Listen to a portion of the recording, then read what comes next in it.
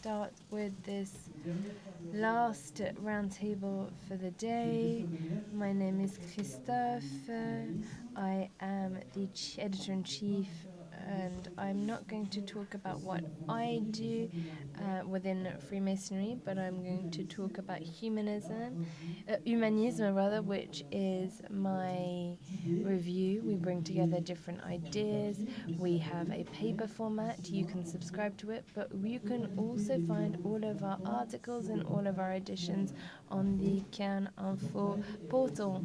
This is that of the National Library of France, la Bibliothèque Nationale de France, which shows just how credible we are, because thanks to this portal, the review is available across the globe in all different libraries, be this in the United States, in Canada, across all French-speaking countries. And I would like to encourage you to have a look at this. You're going to find contributions of very high quality and high caliber. We're going to be continuing talking about the development of French Rite, and this was mentioned by the speakers before. Gérard, if you can come up, you will be taking the floor as well. Just to let you know that it goes without saying that the Enlightenment was something that has been mentioned a lot, but we're talking about a conviction that each human being defines himself or herself not by what they are at birth, but because of what they choose to become.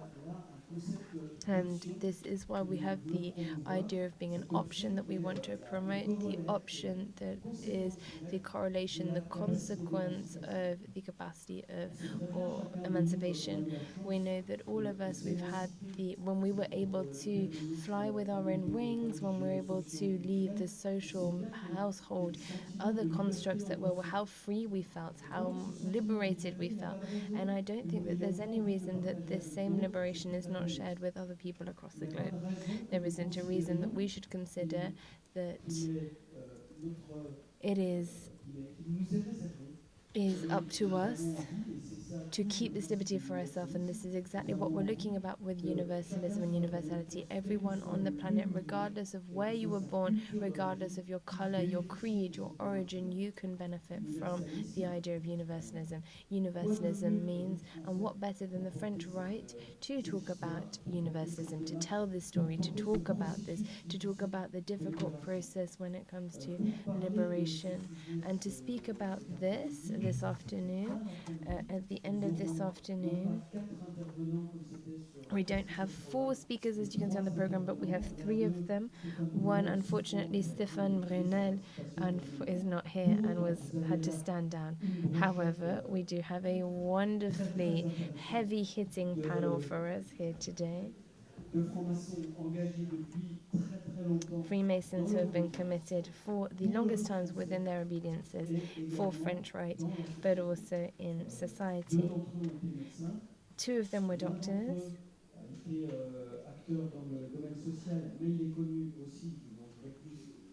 I will talk a little bit more about them in a minute, because one of them has a blog that I know a lot of you read, and all 3 of them were councillors of the order. They've committed to French Rite, they've published, they've worked, and they are great thinkers of the French Rite, using reflection, using productions outside of the temple in the world of profanity. This is what us as Freemasons we look to do, especially at the Grand Orient de France and all of the different jurisdictions and obediences that work with us. Without further ado, let's give a very warm welcome to our first speaker. Let me just consult my notes. I would like to give each of them 20 minutes, and I would like also to say that we can intervene if ever they go over time, so that we have enough time. We're going to start off with Paul Leblanc, and then Didier Molines, and then Gérard Contremoulin. Paul Leblanc, as I mentioned, was a GP. He was initiated in 1975. He's one of the reactors of the French Rite at the highest of orders of wisdom. He was a councillor of the order. He was also councillor at the Chamber of Administration, and he's also the chancellor of the Fifth Order of the Grand General Chapter of France. He will be talking about the principles of enlightenment and the heart of the refondation of the Grand Chapitre Général, French Rite of the Grand Orient de France. Mr. Leblanc, you have the floor.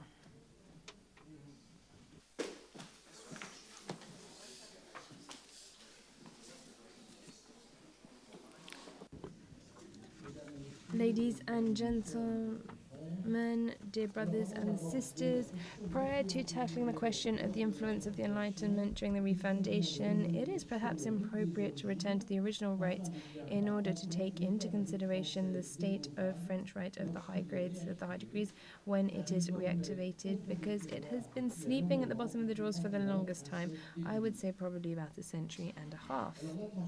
The transformation of the Grand Loge into the Grand Orient de France in December 1773 imposed on the young obedience a revival in all areas. Amongst other things, it had to standardize its ritual practices. The process was very slow. The assembly of the three united chambers worked from the 9th of February 1781 right up until the 12th of April 1782. The task was then entrusted to the Chamber of Grades, which had just been created on the 18th of January 1782, with the task of drafting grades beyond those that were symbolic. The study of the rituals began on the 19th of March 1782, and in total 43 grades were studied and analysed. For unknown reasons, the brothers making up this founded the General Chapter of France on the 2nd of February 1784, and it was this structure that took over to finalise the post-magistral system. The latter was to join the Grand Orient at the end of a long process which ended on the 5th of December 1788. Activities were resumed after the revolution. Rite de Montalot, who was really the institute, the founder of the system, joined the Eternal Orient in January 1808. The Fifth Order was then reactivated, but with a slightly different setup put forward by Rite, and this shortly before his death, December 1887. The Gassebois and the brothers were then to ensure the collection and classification of the 81 degrees of the Fifth Order. In 1823, the Sovereign Metropolitan Chapter requested that a patent for the exercise of the Kadosh, and thus became a member of the Supreme Council under the title of Conseil des Gaules, and some chapters actually retain the double qualification, the grade of, or the degree of Rosicrucian being notified as the Fourth Order of the French Rite and the 18th Rite of the Écossais Rite. This act of requalification signalled the dormancy of the French Rite right up until its revival in the last third of the 20th century. It was nevertheless preserved with the Grand Collège of Rites and by certain lodges such as the Étoile Polaire in Paris, bringing together the patents of both the French and Écossais Rite.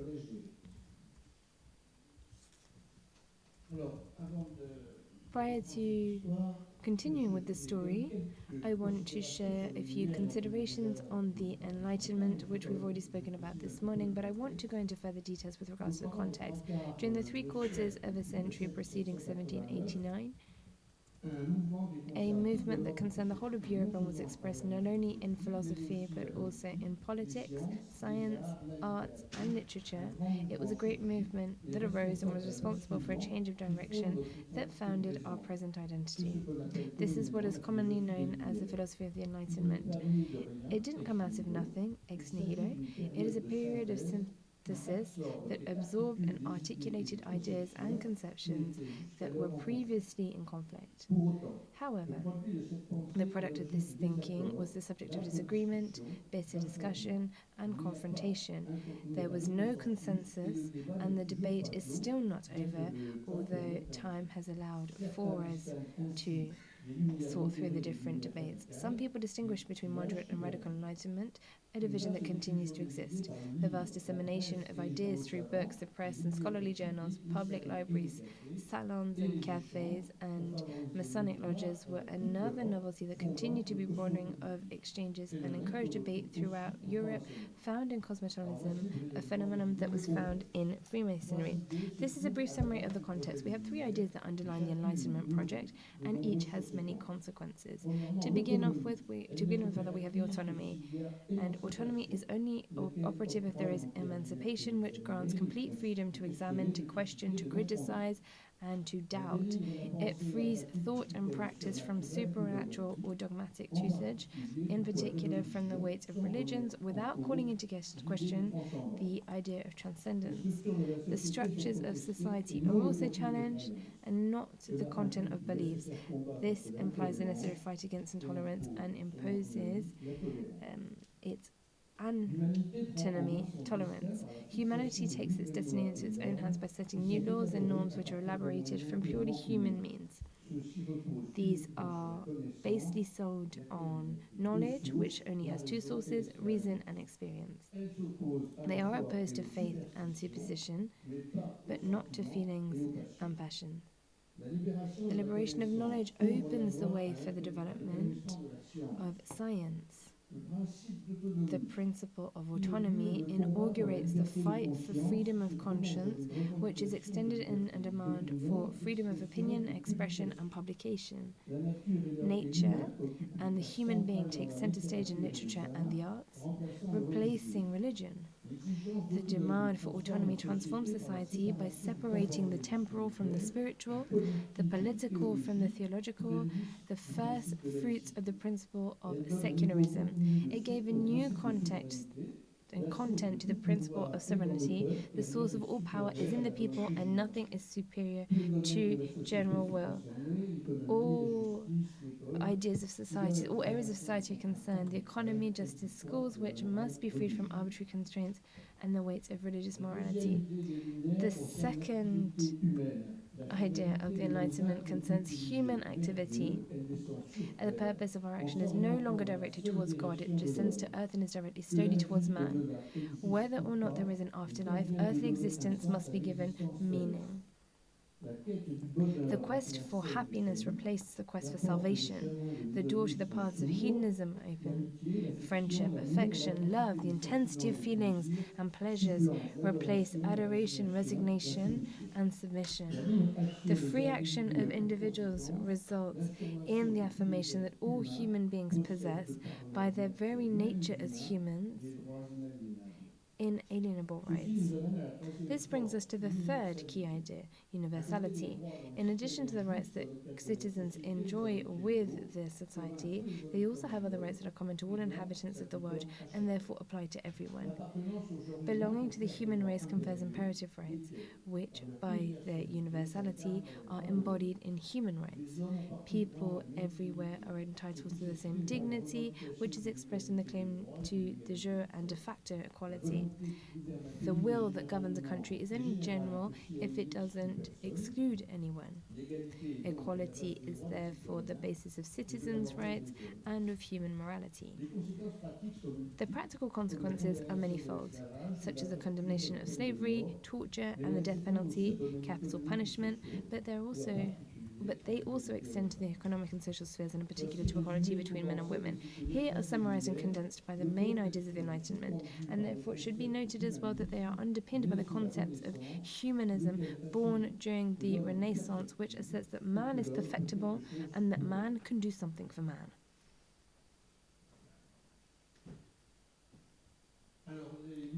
Let's pick up with our story, the Enlightenment from the beginning. When and where do we find these principles in the French Rite rituals?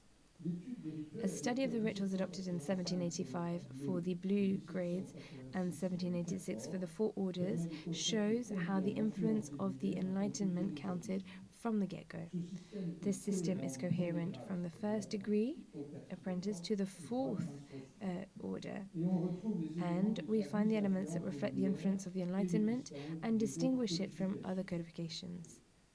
For example, we have the absence of a book, and therefore Bible, There was no Bible in the ritual adopted in 1785 and 1786 in the blue grades. The three great lights are the sun, the moon, and the master of the lodge.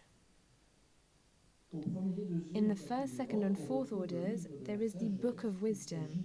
This is a book from the Old Testament, which is not recognized by all Christian churches, and which begins as follows: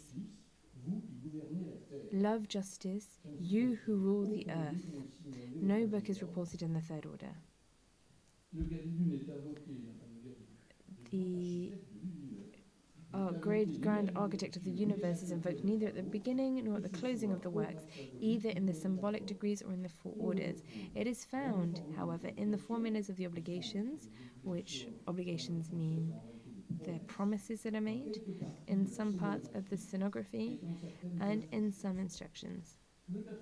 The fourth order, the sovereign Rosicrucian prince, is not totally purged of Christian references, but it should be noted that an effort has been made in relation to the rituals of the time to erase a number of New Testament evocations, particularly in the historical discourse, where no such element of this nature appears. At the end of the ceremony, the birth of the perfect Freemason is celebrated. The second order, and I'm not going to go through all the orders, don't worry, because I think that we'd be spending a lot more than 20 minutes together, so let's just summarize. The second order emphasizes the central role of science and art, the third order that of freedom and of internal and external construction. A comparison with the rituals in circulation at the time shows how sensitive the French Rite teachers were to the ideas of the Enlightenment in drawing up the rituals. There is no doubt that this secularization is the result of a deliberate editorial will. The refoundation accentuates the influence of the Enlightenment. After a long silence of 150 years, the reactivation will be progressive over more than 3 decades. The prehistory began in 1963 when René Guilly founded the Jean-Théophile des Aiguilliers chapter in Neuilly, followed in 1974 in Paris by La Chaîne d'Union of Roger d'Almeras. The latter also set up the magistral grand chapter of the French globe in 1977, le Grand Chapitre magistral du globe français, in Lille under the presidency of René Jacques Martin, who later received the brothers from the Southwest, who created in 1979 the Grand Chapitre de Provence, the Grand Chapter of Provence, which split into 2, Lucalan in Aix-en-Provence and Pax et Caritas, and this in 1985. This is really the reactivation, the origin of the reactivation of the French Rite, and the grand magistral chapters that I mentioned that came to be in Lille. But for the moment, we haven't yet found any trace of this grand chapitre, even though many brothers evoke this and talk about the journeys that were taken by René Jacques Martin. But all of the archives have disappeared. If any of you do know where they are or do know where we can find them, please don't hesitate to tell me. It was during the 1990s now that the number of French Rite chapters increased. This period of maturation or maturity was rather agitated and testified to divergent but not opposed conceptions, which were at the origin of currents that crystallized during the decade in order to result in 3 tendencies. To start off with the southeastern chapters classified as traditionalists because they were attached to the 1786 rituals. The Union chapters gathered after the La Rochelle Congress, following the minority vote of Christian Pozzo de Borgo, who was the Grand Master of the Grand Orient de France and essentially made of prose and chapters, and the chapters of the future around Paul Bordeaux, who refused to affiliate with the Grand College of Rite and who advocated a revision of the secularization of rituals as well as a consideration of the social fact in the work. The positioning of this group outside of the institutions of the Grand Orient de France was therefore problematic. In order to contain and also to resolve the crisis that was taking hold, the Grand Master of the Grand Orient de France, Philippe Guglielmi, created on the 20th of March 1998, within the Council of the Order, a provisionary commission for reunification of the different chapters of the French Rite. This was the beginning of a process of refoundation, which would take shape after the La Rochelle Congress on the 5th, 6th, and 7th of March 1999. This was the beginning of the refoundation process, which looked at the chapters of the Southeast and also on the future. Conciliation with the chapters of the Union were rapidly carried out, leading to a decision being taken on the 23rd and 24th of April 1999 by the Council of the Order to refound the French Rite. The Convent of September 1999 approved the protocol of refoundation and then delegated to the Grand Chapter General the management of the post-magisterial degrees of the French Rite. The official constitution was enshrined on the 17th of June 2000. What are the different problems that we face when dealing with rituals? Because there are different perceptions and there are diverging practices. Amongst the immediate tasks, therefore, the drafting of reference rituals is an urgent necessity in order to harmonize practices, as the majority of chapters agree that those of the origins in certain aspects are no longer adapted to the evolution of the obedience, and in particular that it is advisable to take into consideration the conclusions of the 1877 convent, i.e. to integrate the absolute freedom of conscience, a value which was to be recalled at the opening of each council. As mentioned earlier, this was the central provision of the future chapters, but also of the Union. On the other hand, the traditional current considers that the original wording sufficiently satisfies secularization because the texts lend themselves to an interpretation that is detached from religion. This revision was therefore an opportunity to accentuate the secularism of rites and rituals already begun in 1786. In reality, this had actually already begun in many chapters, but without coordination, generating great disparity, a mosaic likely to lead to a certain confusion, which, moreover, was beginning to set in. The first versions were adopted by the Chapter Congress in 2002 for the first and second orders, in 2003 for the third order, and in 2004 for the fourth order. Along with the original rituals, there were also reference texts, i.e. the texts to which the chapters were able to refer. They wouldn't be imposed in a rigid wording, and their practice was not to be monitored, this being a tradition in the Grand Orient since the 18th century to leave a certain latitude to the lodges while remaining within the framework that codifies the rite. The rituals then proposed to the chapters were expurgated of most religious references. The initiatory journey carried out in an a-religious context, even if the decorations of the scenographies find their inspiration in biblical stories, a framework which did not impose any belief, but simply proposed an atmosphere and an environment which regulated and conditioned a story, a legend, or a myth. Several elements disappeared from the rituals, first and foremost the great architect of the universe, who was only invoked in the formula of recognition. Other notions or actions were raised: the presence of the book, the washing of the feet, the anointing, all more or less charged with religious connotations. More significant changes were subsequently adopted at the request of TSPGF Philippe Guglielmi. The decapitation of corpses was removed from the ritual of reception into the first order, as such acts are considered to be crimes under current law. The ritual of the fourth order has been thoroughly revised as well, the purpose of which is explained in the preamble to the 2004 booklet. And I'm going to quote this from 2004 because there was a lot of evolution of this fourth order.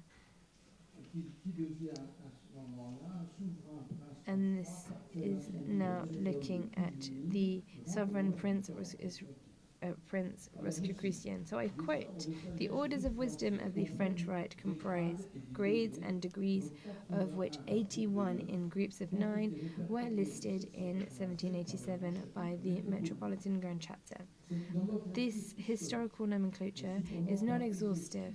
However, as the patrimonial content of the Grand Chapitre Général, the Grand Chapter General, authorizes the legitimate exercise of all the patents and the practice of all the rights which it itself donated to the Grand Orient at the time of its incorporation in 1786.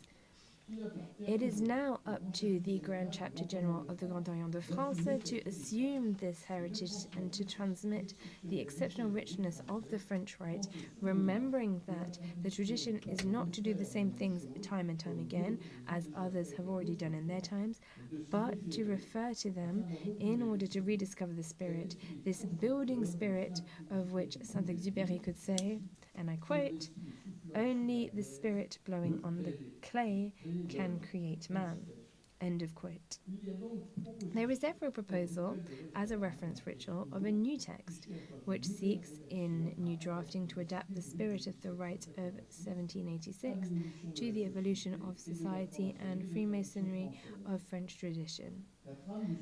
The framework of the sovereign prince Rosicrucian is recalled in the preamble. The second part develops the perfect Freemason already present in the ritual of 1786, and which emphasizes the freedom, the liberty, and autonomy of man. The third stenography as the Grand Commander of the Temple, who proposes a synthesis of the initiatory progression containing the 4 orders with the acronym Juré in French, which closes the course by renewing the previous promises. The 4th order is thus presented as the conclusion of the initiatic process to the glory of humanity, a process that takes place on earth and not in heaven, and which is crowned by the aphorism of the 3rd arch of the 5th order: "There is no initiation but reality." Thank you very much for listening.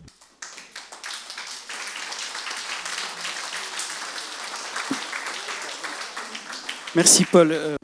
Thank you, Paul. 20 minutes sharp. Perfect.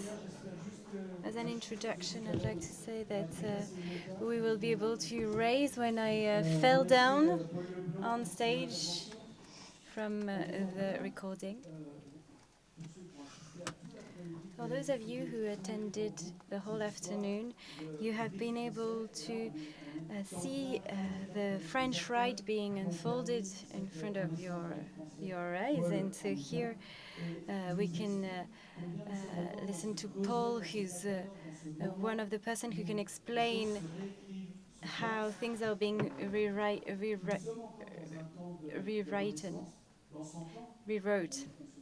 Beg your pardon. So we realized that for the past 25 years, there's been a succession of people who have developed the French Rite in the orders of wisdom, and they're still inventing. That's what's fascinating. And they are still very much alive, yes, it's still a living process.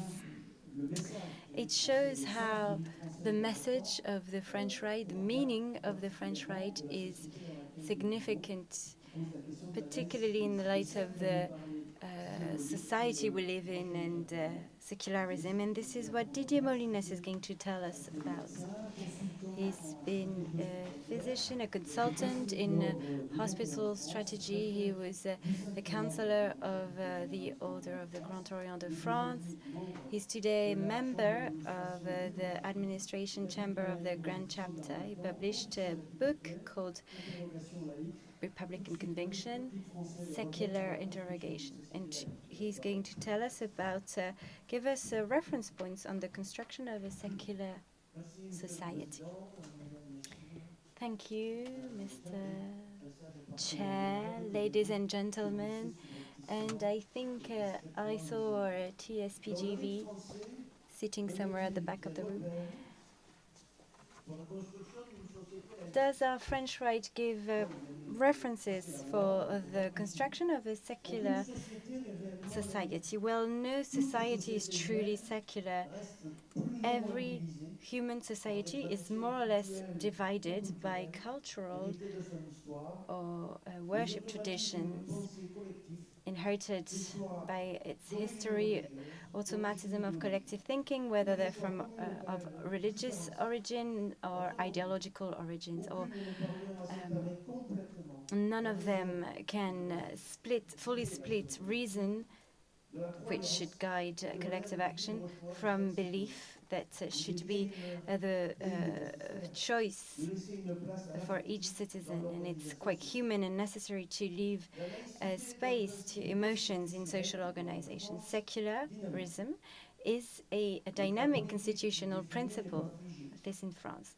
The political state that it defines is not set, and this principle is generating a process that allows the guarantee of the absolute freedom of conscience for all citizens by separating beliefs, whether they're philosophical or religious, from the operational mode of the state.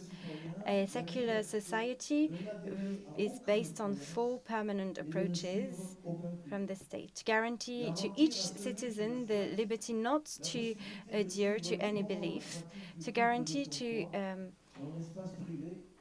the person who wishes to the possibility to freely practice its cult, the cult of his choice in private space or in places of worship, and to protect society against any political intervention, guarantee as much as possible a free access to objective information to allow every one of us to form freely his own opinion. The absolute freedom of conscience, if it assumes that freedom for everyone to believe in a religious dogma of his choice, assumes that freedom for that everyone can also choose not to believe in anything, not to have a religious practice. Secularism represents progress in relation to the concept that Locke, at the end of the 17th century, had started leading the way in his letter on tolerance, recognizing the freedom of religion without giving it to the atheist. These 4 approaches allow to assemble what is scattered according to the Masonic formula. And the role of the state is to bring together citizens. It must make sure that there shouldn't be any divided ideology or separatist behaviors in the shared common space or in the public space, more particularly at school. There's already quite a lot to do to bring citizens together after each electoral campaign without introducing other ferments of division. Each citizen remains free of his belief or absence of belief. He can freely affiliate to the community of his choice, but the state doesn't recognize this affiliation, and it must even guarantee that this affiliation doesn't become the alienation of vulnerable people that would trap them in an unchangeable status. We must each be able to leave freely our community, and that's the same for the lodges and chapters of the Grand Orient de France. Everyone is free of one's opinions, but abides by the common rule and the opinions of others during their works. That's what differentiates religious freedom introduced in the Scottish Enlightenment from the absolute freedom of conscience introduced in the Convent of 1877 in Article 1 of the Constitution of the Grand Orient de France. How are these relations part of the society and reflected in the French Rite inspired by the Enlightenment and currently practiced by the Grand Orient de France? Does it mean that the French Rite is a political right? This is what it's often criticized for, when there's no a more noble task than looking for the improvement of social organization at the service of mankind, men and women included, since men can now participate in this. In fact, in parallel to the initiation path, This right gives you reference points to build a peaceful social life. French Rite gives a balanced approach between an initiation approach and reflection on society in agreement with Article 1 of the Constitution of the Grand Orient de France. Freemasonry works at the improvement, both material and moral, and the intellectual perfectibility and social perfectibility of humankind. First of all, the question of God is not asked to an applicant whether they believe in God or atheist or agnostic. The doors of the temple are open to him, and the lodge doesn't have to know one's religious convictions. It is possible to reject a candidate because of political convictions. Potential religious beliefs of the candidate will not have an influence of the decision to admit this candidate, as long as the candidate doesn't pretend to hold the truth and wishes to impose his or her beliefs on everyone else. In an institution that recognizes that there is no revealed truth, the red line of this right is given to the journey leading to the word, the verb. You can be a Freemason when you know the word, and this takes its meaning in the word of the Mason. The evolutions of this word all along the curriculum of the 7 steps of French Rite gives an idea of what can be the construction of a secular society. The beginning was the word, according to St. John's Gospel. This word, speech that find its reference in a concept, a principle, and not just a password, is held by the one and only architect. When he disappears, it's the Council of the Masters that defines collectively the new word, the new paradigm. The password becomes a conceptual, joint conceptual key of human origin and not so-called divine. All along the curriculum, this initial word is first refound, then buried under the symbols of reason, and then destroyed to avoid from using it in an ill-intentioned way. It's a progressive emancipation, a questioning, systematic questioning of dogmas, and it requires each change of Masonic degree. At the end of the journey, the word is recovered. This collective elaboration is the only way that we can federate participants around concepts and shared values. The word that is resulting from it has a constitutory value. It's the base of social relations. Recently, Henri Peñaris, quoting Cicero, said that the multitude becomes people, population, through the adhesion to a constituent act. It's the symbol of the citizenship of adhesion. In a lodge, as in free nations, we can each choose to stay a member of an institution or to leave it. This is what the Constitution says, and on the contrary, certain nationalities, certain religious affiliations can't be left. Apostasy sometimes justifies death penalty when a religion pretends to own people's freedom.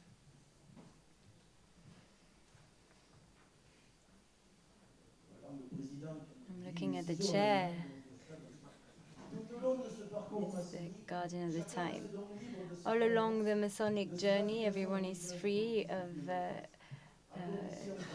his own beliefs, religious affiliations, political, philosophical affiliations, at the condition that his personal choices are not interfering with the life of the lodge. Moreover, the work of reflection that is carried out collectively can lead certain members to change their affiliation or belief without having the duty to be accountable to anyone. This work of emancipation favored by the right is a personal one. To find in this journey reference points that could be useful to building a secular society, we must step away from the vision that secularism would be the only answer to religions. In France, the definition of relations between a secular republic and religions is in the law of 1905. In Article 1, we read that the republic guarantees the freedom of conscience. It guarantees the free exercise of worship. And then Article 2 claims that the republic doesn't recognize, pay, or remunerate any worship. The Greek root of secularism, laos, refers to the comes from the people, refers to a people as a unique entity, a single entity, unified. And this is the illustration of the phrase that we've heard already, to assemble that which is scattered. That's the role of the mason master. The Enlightenment allowed the replacement of this assignation to a community, a random community, ethnic or religious, by the adherence to a community of choice, of faith, that is the nation or the lodge, for instance. It allowed to subject to evolve towards free individuals, each citizens without each citizens can then belong to a state. This is one of the conditions of fraternity. Mutual recognition, which is the keystone of Freemasonry, relies on equality. How can we reach fraternity if the members of the lodge or of the society enjoy different rights or are suffering from discrimination? Equality and mutual recognition are thus necessary conditions to fraternity. The right to be different allows everyone to be different, but it doesn't involve the difference of rights, of duty. Discrimination, whether it's positive or negative, is antinomic to fraternity and equality of treatment. It's thanks to this fraternal mutual recognition that the French right can allow in lodges political debates, and I'm not afraid of these words, on the evolution of the life of the city. It's not about having political partisan exchanges, but to think together about the political fact, to analyze together the great principles of social organization that each and everyone will interpret and apply freely according to one's choices outside of the temple. The aim of these debates is not to have the triumph of one vision of the world, but to participate in the enlightenment and judgment of participants. Can we talk about fraternity outside of secularism if everyone would be free to impose on others one's beliefs? Three elements allow this exercise, otherwise it would be a dangerous one. First of all, we cannot try to convince everyone is carving his own stone, put it at everyone's disposal on the work site. Then the work in a lodge is based on an unchangeable principle. Every opinion is legitimate and can be questioned. However, the person who speaks is sacred and can't be questioned. We can refute one's reasoning, one's thinking, but not attack him or her personally. To rebut opinions, it is one of the conditions of the research of the truth that is well known by scientists. We may think that being aligned with certain of these principles will give back to the democratic debate the serenity that is lacking currently on the forum. We could remind of the citizens who have adhered to the Constitution regardless of their different opinions, are meant to share in fine the same principles beyond the values they adhere to. We have seen it, the members of the French Right are defining together their principles. This is a way of giving the power to the people, unified people of the referendum, to request its adherence. One point is rarely highlighted. The French Right doesn't give initiation, according to Charles Porcet, for instance. It receives an applicant that is on an initiation journey due to a personal initiative. There is no revealed truth, no transcendence. The French Right cannot communicate a truth, but only a method. The initiation is about a personal work of emancipation, not a revelation. The Masonic method is based on the learning of a free inquiry mind, a critical mind in a rational framework. And in fact, that's how Ferdinand Buisson had organized the School of the Republic, a secular school, to educate free citizens who can step away from their dogmas, from their community of origin. Secularism of school is a factor of development of fraternity by leaving the differences outside of the doors of the school, as the mason would leave his metals outside of the temple's door. We must observe that Masonic fraternity is not just a feeling, but an attention brought to the other that relies on will and respect of the Masonic's oath. It's a behavior that is acquired through inner work and not an innate feeling, and it generates civism and solidarity, which are fraternity in action. We're reaching the end. The French Right is adopting two parallel approaches that are aiming at emancipation and the rejection of any community assignation, whether it's a religious, ethnic, or sexual one. The initiation approach, personal work, and one's own improvement through the work on the rough ashlar. It's a progressive learning of the absolute freedom of conscience in the respect of other people's beliefs and the definition of a shared common space that wouldn't be a space of conflict. It allows the Freemasons to work together at the construction of the perfect plan of the temple, reflection of an ideal society. To conclude, freedom, and more particularly absolute freedom of conscience, secularism, and equality between the members of the lodge as well as the members of the society are the conditions to avoid that the legitimate right to be different would generate a difference of rights, which would break equality. Universal fraternity costs this much. The precious heritage given by the Enlightenment to Freemasonry, more particularly to the French Right, are about this individual capacity of free inquiry that is underlying the process of secularism. Thank you very much.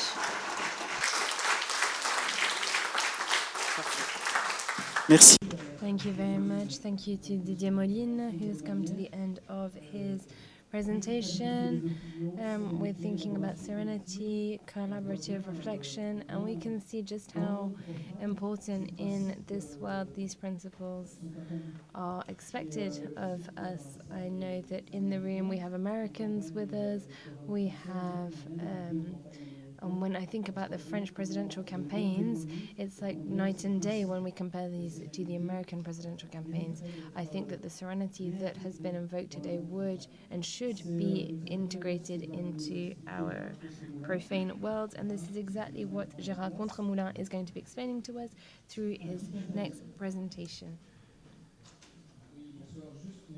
Yes, just a quick piece of information from 6 p.m. you can go to the visit of the museum, and I ask you to bring back your badges tomorrow. We've got Gérard Contremoulin who is with us.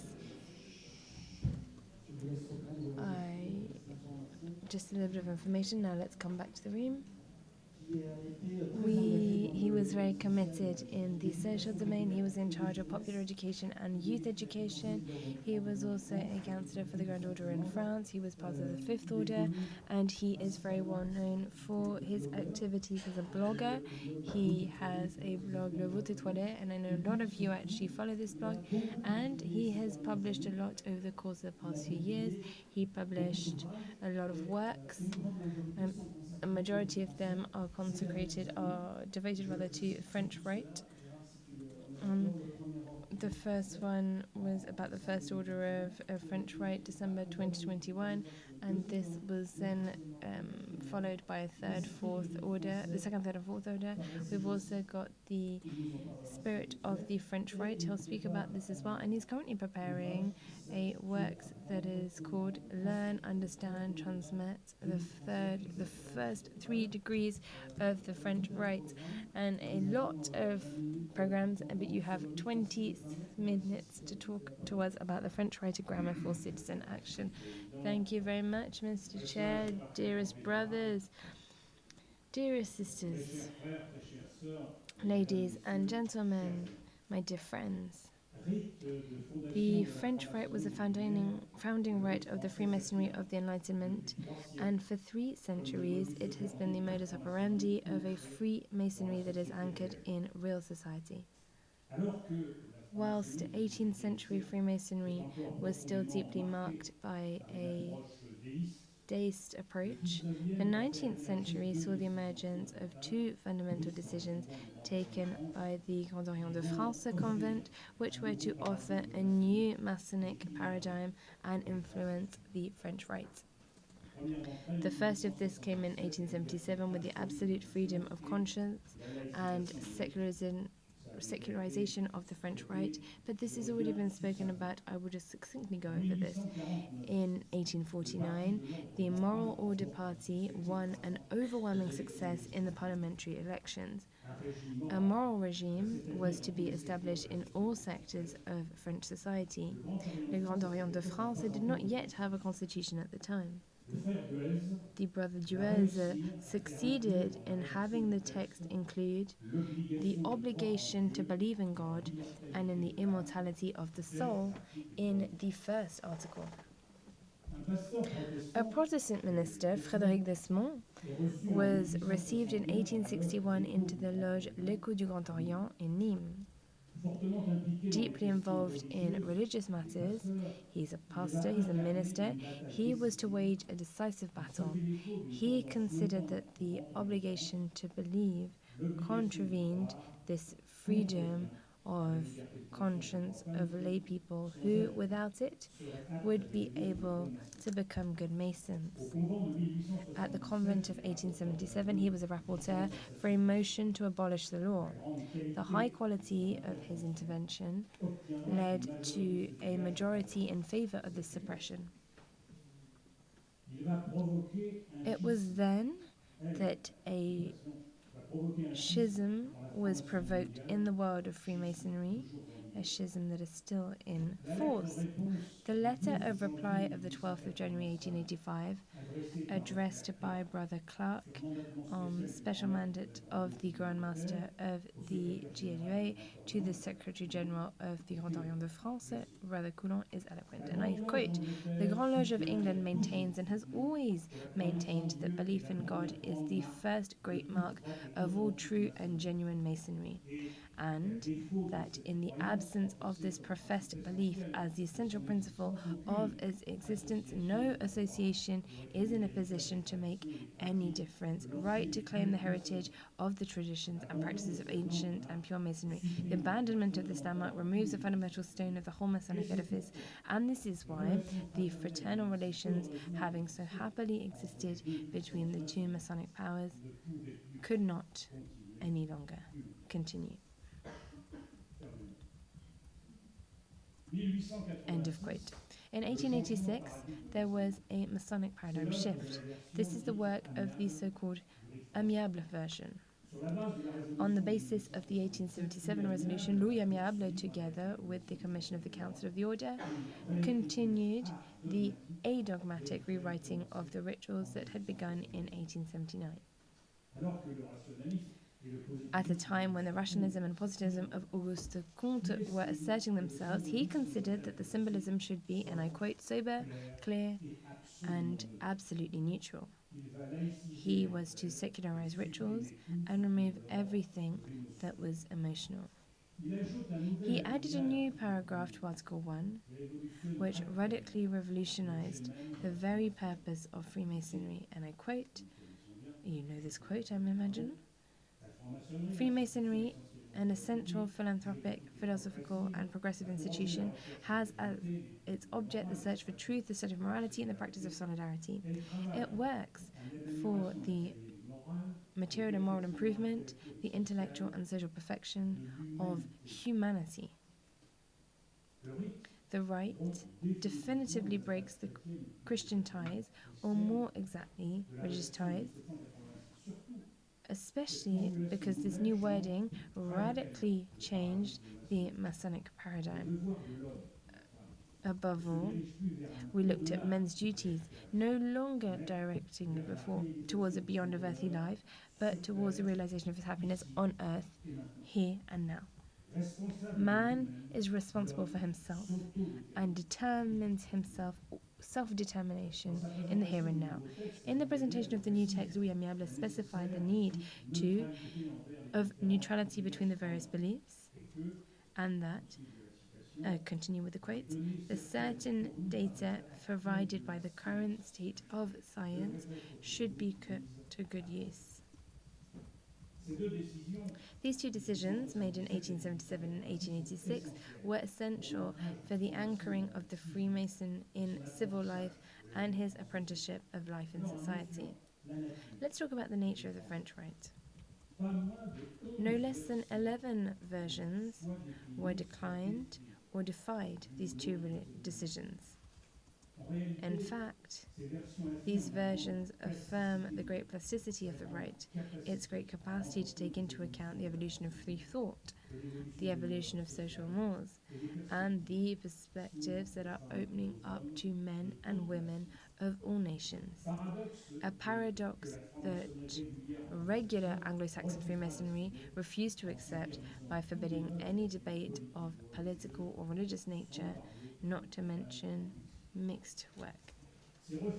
It is to refuse to see that the French Rite brings elements of a spirituality, where reason seeks its references in art, philosophy, science, as so many testimonies of the human creation. They bear witness to the extraordinary vivacity of the sensitive intelligence. Man draws his inspiration, his imagination, his intuition from the sources provided by his economic, social, political, philosophical, and artistic environment. Freemasonry was needed to take all of this into account. The powerful movement of social transformation of the 17th and 18th centuries was matched by an equally powerful institutionalization of a new way of thinking, a Freemasonry that was anchored in reality, dare we say, a speculative Freemasonry that did not deny its operative symbolic contributions. The spirit of the French Rite. The whole Masonic process comes down to this dilemma: to be or to do. The French Rite is first of all a grammar of initiation to freedom, a method for human emancipation, a path to freedom of consciousness. For Philippe Guglielmi, former Grand Maitre and president of the jurisdiction of the Rite of the French Rite, I quote, "The state of mind of the French Rite is France, its enlightenment, universalism. It is therefore the Grand Orient de France. It is the active principle of this militant, humanist, combative, liberal, and a dogmatic Freemasonry which stands out in comparison with other forms of Freemasonry, perhaps more oriented towards collective introspection and more backward in terms of the improvement of the society." This is an extract from the preface, the Spirit of the French Rite, from June 2022. The French Rite. It's a little bit of publicity for myself, this is my blog. The French Rite, a bridge to modernity. The spirit of the French Rite emerged from 3 centuries of practice, which make it appear as a between the intimate initiatory process and civic commitment, a way of masonry which arrived in France and which can be found from 1785 onwards in the work of this Chamber of Degrees under the name of Régime, the new Régime of the Grand Orient de Français, permanence of principles, permanence of identity. It is a path that sets out to conquer the peace of consciences, a wisdom that allows us to live in consideration of others, respecting their convictions and accepting rather their differences. Such is the founding ambition of this Freemasonry, a challenge to the mortifying religious passions. For the French Rite is a right of freedom for Freemasons. Free to choose the form of the rite, free to modify it, free to adapt it to the circumstances, free to deal with all the subjects necessary for the common reflection. Such is the nature of the French Rite. Although the differences between its versions are important, they all develop from a common foundation that places man at the center of all approach. However, and this is a divisive difference, they do not all set as a fundamental perspective its emancipation from all tutelage. It is the philosophy of this high potential right that has been able to make its way from the origins to the present day in the midst of movements of ideas changing in society, scientific discoveries, and the frontal opposition of the Catholic Church, and this as early as 1738 with the first encyclical which excommunicated Clement VII in eminenti asperatus specula. This rite is the opposite of a catechism. Before a few archetypes and conventions intended to define major symbols, the rule is to appropriate the symbolic tools to better understand the world that is around us. The French Rite accepts debates without preconditions or prerequisites. It does not demand any of them and does not advocate the respect of any dogma. More precisely, it opens up all avenues as long as they respect human self-determination and the dignity of men and women. This idea appears in the Chambre des Grades when it tackles the rewriting of the rituals. Pierre Mollier notes that, and I quote, "The choice that is made is therefore above all to fix a usage, unlike the Lyonnais brethren who convinced the Masonry should teach the Judeo-Christian genesis of their master, Martin de Pasquali, will elaborate with the rectified Écossais regime, a Masonic system adjusted to this goal." He also adds it is therefore without preconceived ideas that the Grand Orient team will examine the Masonic practices of its time. The identity of the French Rite is the preservation of a Masonic tradition. The French Rite reveals its true nature here, adaptability to circumstance and fidelity to fundamental principles, its different variations so that it is neither a Bible, nor a museum, nor a mausoleum, but the conservatory of a Masonic tradition anchored in reality. Such is the virtue of a living rite, to give us the spirit that's prevailed in each era for Masonry. French Rite is a continuity. It is an initiatory continuity.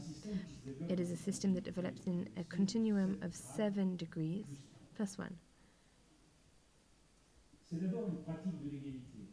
Continuity is the practice of equality. To understand the continuity of the French Rite's initiatory path, it is necessary to understand the difference between progression and hierarchy.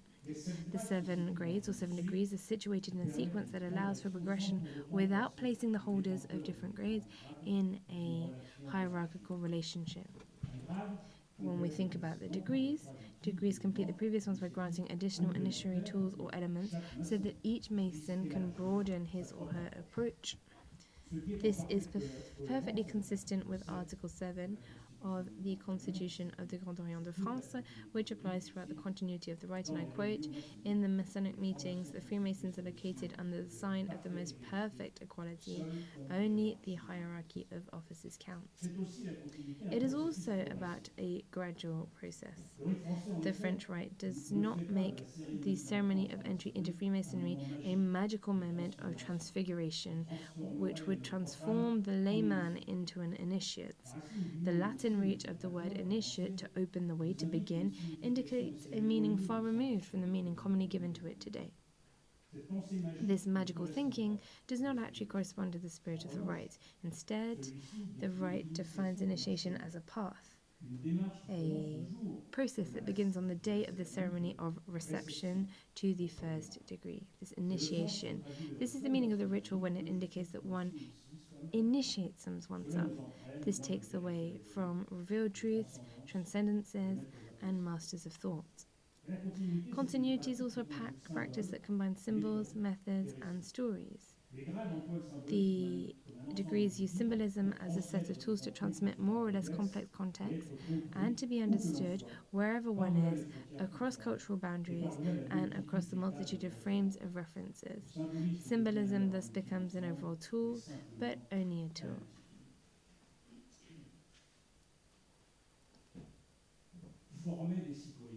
How do we train citizens? We have two different series of grades. The first is the three symbolic grades, apprentice, fellow, master, which are intended to train master masons. The second comprises 4 orders of wisdom plus 1, intended to form citizens through a thorough reflection on the hierarchy of duties that the human being must address in society. Symbols and stories follow one another in this initiatory suite to provide the Freemason with the basis for philosophical and moral reflection. Thus, the precepts of the 4 orders are as follows. We move from vengeance to justice at the first order, for the need to establish universal norms of social relations. From the union of people to the unity of values at the second order, to determine how the construction of a human project can contribute to universality. From destruction to reconstruction in the third order, to measure the fragility of human achievements, but also what they contain in themselves as a basis for reconstruction. From liberation to fulfillment in the fourth order, to complete this search for human happiness, for fulfillment based on the 3 essential principles of liberty, equality, and fraternity. This continuity of the French Rite aims to provide society with a liberal and adogmatic Freemasonry, i.e., an initiatory regime capable of preparing men and women to meet the humanist challenges of society. The French Rite is still confronted today with a double offensive against rationalism and against the philosophy of the Enlightenment, which is being developed by sociologists of religion, traditional Catholic movements, sectarian movements, or even preachers of the return of tribes and postmodernity. And I was going to give names to each of these categories, but I'm not going to. To conclude, tentatively, the French Rite Mason devotes himself to understanding the most complex situations in order to propose a rational, dispassionate reading of them. His vocation is not to descend into the political arena. His place is not in the perspective of convincing, but, as has been mentioned, of trying to understand the complexity of situations in order to provide explanations that are as simple as possible. There is no doubt that this Masonic perspective, with its principles of liberty, equality, and fraternity, and absolute freedom of consciousness, corresponds to the expectations of many Masons, who are confronted with social, economic, political, and geopolitical situations of confrontation or submission, whether dogmatic or religious, not only in France, but also in Europe and across the globe. In the context of growing populism, it does not have to be said what people... We shouldn't be telling people what they want to hear. We must seek to offer a path of mediation that will test capacity for discernment. Rather than handling the compass as a monstrance, he will have to put into practice what this essential tool symbolizes for the Freemason, whom he aspires to be a little bit more each day. Maybe then perhaps he will be recognized as such. The innovative tradition of the Age of Enlightenment then takes on its full resonance. The fact that Roger de Montano wished to endow 18th century with a Freemasonry that was a vector of progress is not far removed from the duties of the contemporary Freemason, who is aware of the realities of our society. The French Rite is not an embalmed ritual form, but the basis of an evolving progressive thought. The choice that accompanies each French Rite Mason remains to be satisfied with being or to aspire to act in order to bring to life a new humanism that responds to contemporary questions and whose aim is to build the cathedrals of the future, as Charles Bourset mentioned. Decidedly, the hour of rest has not arrived, and we will most certainly have to take up our pen and our tools and imagine that Sisyphus is happy. Thank you for listening.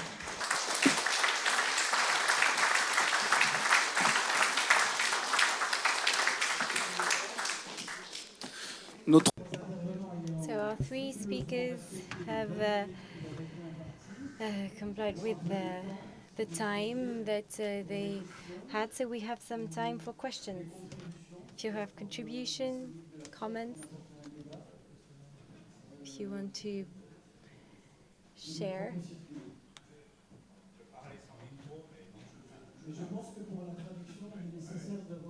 It is necessary to speak in the microphone if you want it to be interpreted. Just to get comment on the rituals, because I was very much interested in this. And I think that's a ritual that is slightly different is the reference ritual of the degree of the Master Mason of the Grand Orient de France.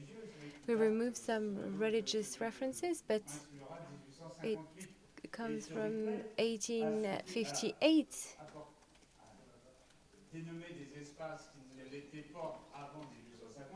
This ritual defined spaces that didn't used to exist before that date, and the word master that was quite well known before has disappeared, which is interesting. There was the word master was becoming more and more secular, and the three fellows as well. In the ritual we're using, the three fellows are murdering Hiram to become a master. In the original version, they murder Hiram because they were unhappy about their pay. In this ritual, it's a social conflict that had gone wrong. This has been diluted afterwards. And in 1858, the ritual is adapted to the Scottish Rite and not the French Rite. Since I've practiced the Scottish Rite for more than 30 years, I know what I'm talking about. But what hasn't been mentioned in the French Rite doesn't exist in the Scottish Rite is, and that's the case since the creation of the Grand Orient de France, is democracy.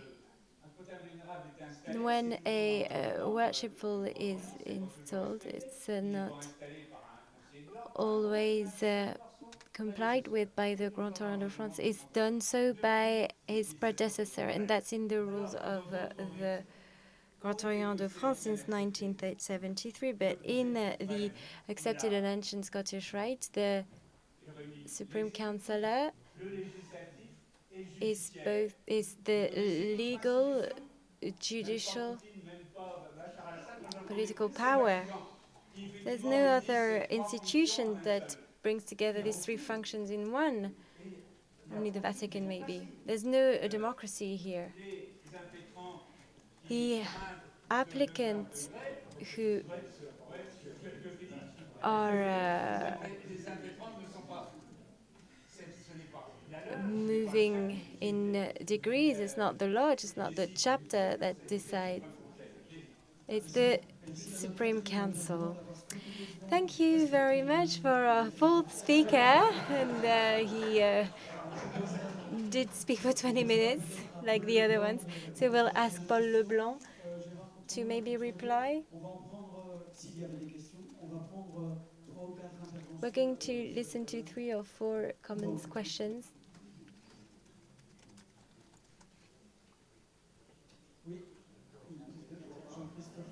Jean-Christophe.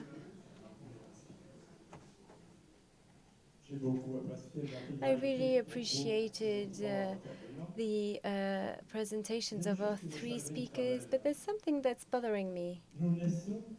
We are born with no form of dogma. This culture that is transmitting maybe a belief in God, or maybe, why not, the great architect of the universe. And the absolute freedom of conscience should allow us not to have this great architect of the universe. So why does he reappear in our order regularly? Well, we're going to ask our speakers to reply. Maybe Paul on rituals more specifically, or Didier.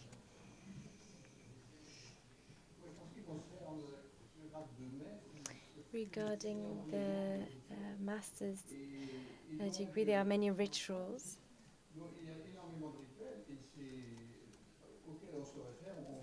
Rituals we refer to, so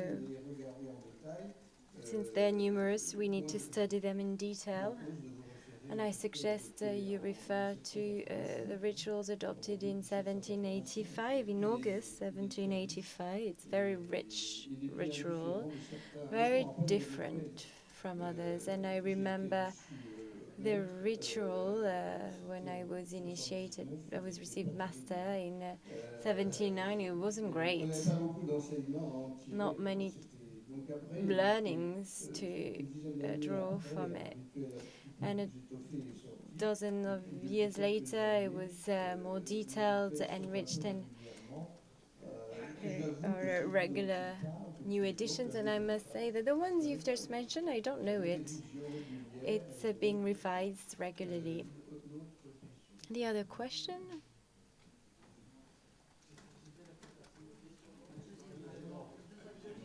It was that question. It was a very long question, but you have answered.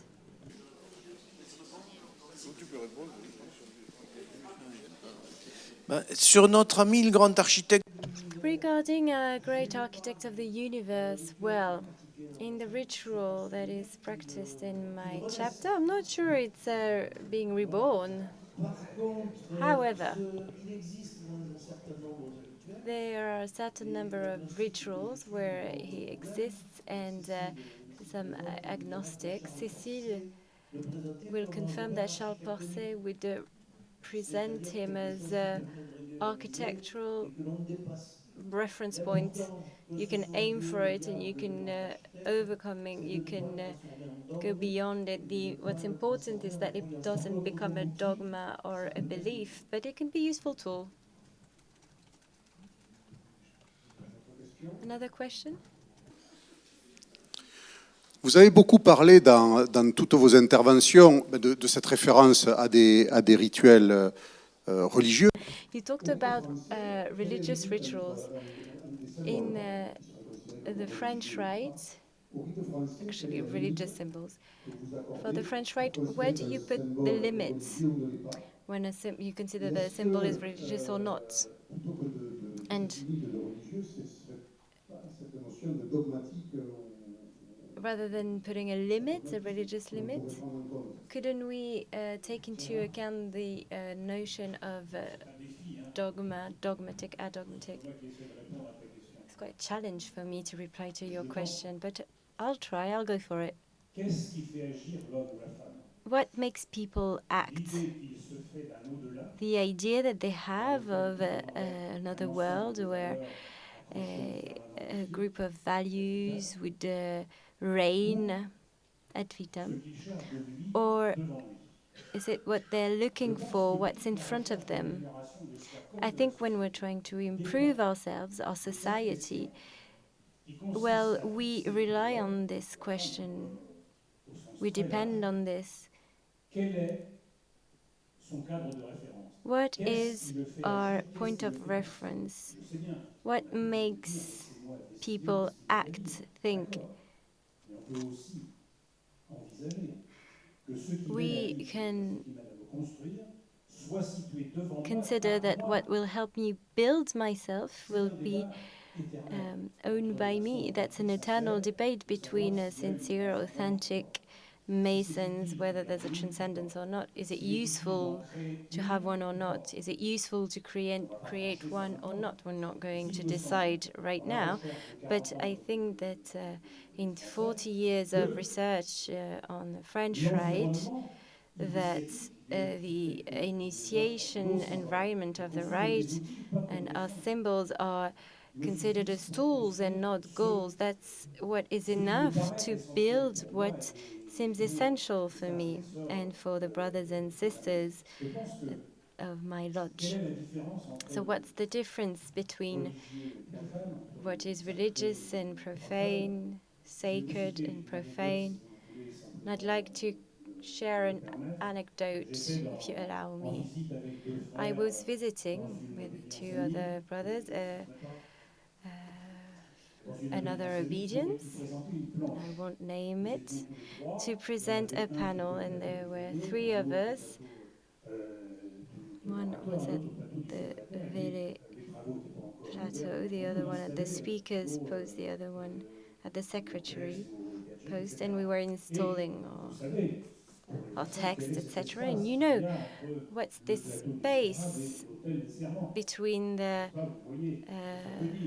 worshipful plateau and the rest of the room? And since we went in our workings, we were going from one space to another. We were preparing for the ritual, and I heard, "Oh, what are you doing?" I said, "Well, I'm setting my stuff up." And I was told, "You have just violated the sacred space." No.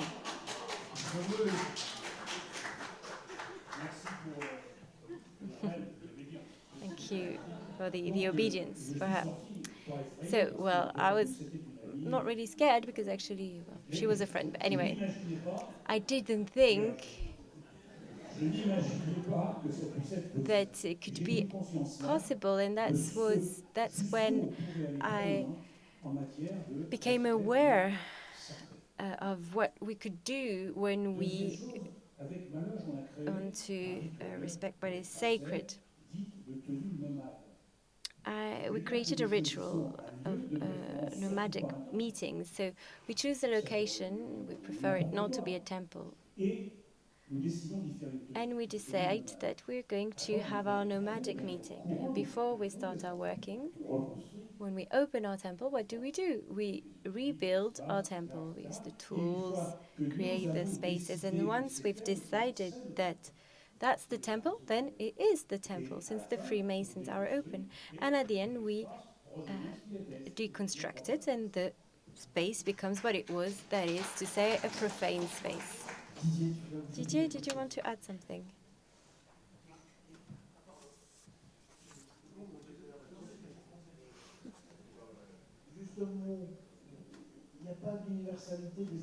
There is no universality of symbols. In 1785, our brothers evacuated the luminous delta. The trilogy, and the current Masonic are putting the thesis, the antithesis, the synthesis. And a symbol is only valuable when it's placed in its context. So what is a context? It's the sacred time space between the first and last blow of the mallet. And as Gérard was saying, you can do it in a basement or under the stars. This is not a problem. But what is intangible, what is sacred, is the brother and the sister. That can't be discussed.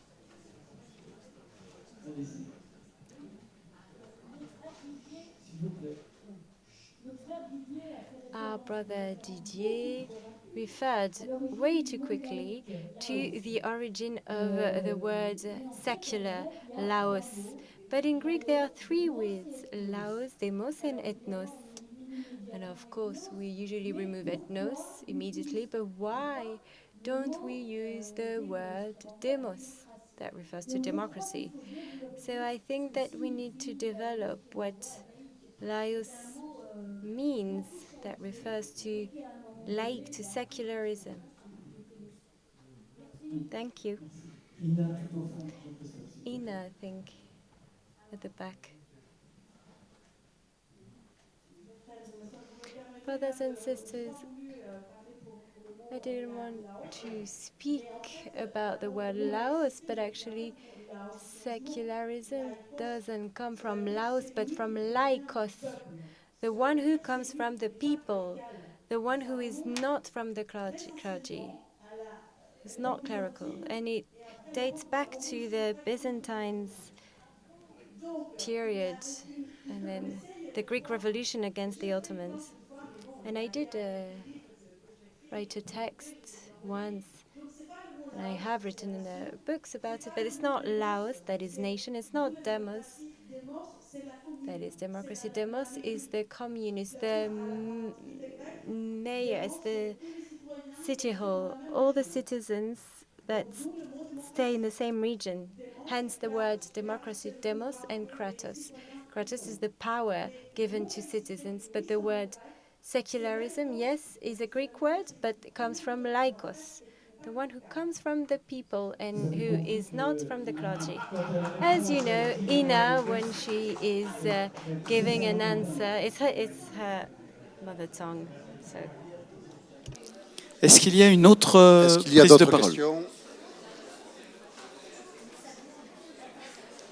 S'il n'y a pas de prise de parole nouvelle, je vous propose que nous en restions là. Well, I suggest if there are no other comments, no, there is one more comment. Hello. All right, it's not a question, Christophe, but just a reminder for our members, a member jurisdiction from the Ramsey Committee of the TSPGV, that the meeting will take place at 6 on the first floor in our building. Cécile wanted to add a few words as well. Very brief, but since we've just talked about symbols, and as Didier has observed it, there's not just one meaning for symbols, it's all due to the context. I recommend you to read the last book of Jean-Charles Lenner, Candide, The Country of Symbols. He explains what symbolism is for him, and not just free use of symbols. So it's been published at the Paul and Masonic editions, with a foreword from our TSPGV, Philippe Guglier.